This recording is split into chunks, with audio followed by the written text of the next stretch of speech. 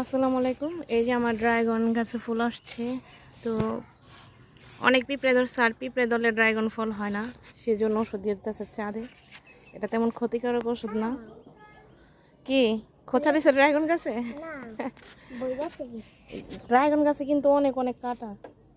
আরেকটা ফুল আসছে ওই যে নিচে, ওই যে ওটার ভিতরে আমি দিয়ে দিই, দাঁড়াও।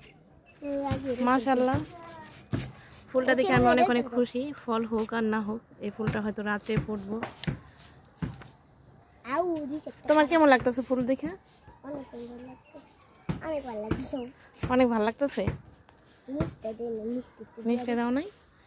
ড্রাগন গাছ বানানোটা একদম সহজ। দেখা যায় যে একটা ড্রাগন গাছ লাগাইলেই অনেক অনেক ড্রাগনের গাছ হয়।